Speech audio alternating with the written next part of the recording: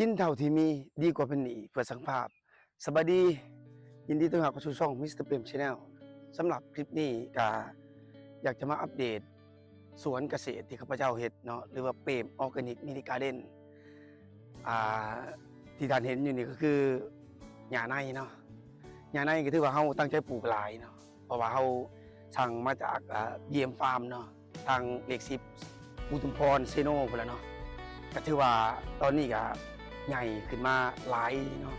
ก็ถือว่าเป็นครั้งแรกที่ข้าพเจ้าได้ทดลองปลูกหญ้าตัวนี้หญ้าตัวนี้นี่จะเกียมไว้เพื่อเฮาจะให้งัวเนาะแต่ก็แบะแน่แต่ก็ตอนนี้ก็ถือว่าอัปเดตให้เบิ่งก็ถือว่าเจริญเติบโตเนาะแล้วก็ยังมีหลายๆอีกจุดเนาะที่เฮาเฮ็ดอยู่ในสวนนี่เนาะคือบ่ว่าจะเป็นคอกไก่เนาะคอกไก่ตัวนี้ก็ถือว่าสำเร็จแล้วมีแต่เฮาถาไม้มาเฮ็ดคอกอนุบาลเนาะคือเฮาอ้อม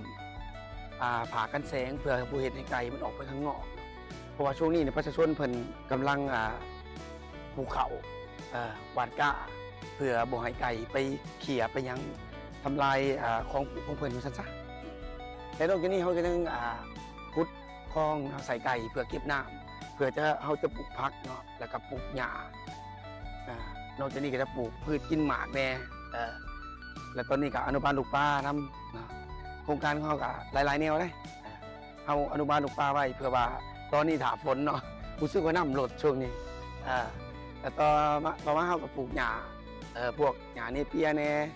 หญ้าบราซิลเนาะถือว่าแล้วก็หญ้าหวานอิสราเอลก็ถือว่าตอนนี้กำลังขึ้นเนาะแล้วก็พิเศษคือก่อแอ่งเพื่อเลี้ยงปลาเนาะแล้วก็เก็บน้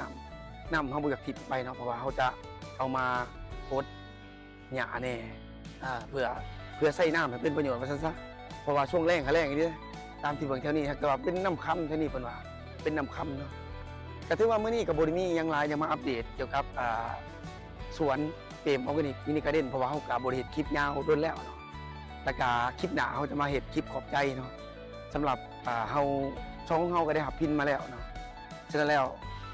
ไปที่เบิ่งคลิปนี้ฝากกดติดตามช่องมิสเตอร์เปรมชาแนลเด้อขอบใจหลายบ๊ายบาย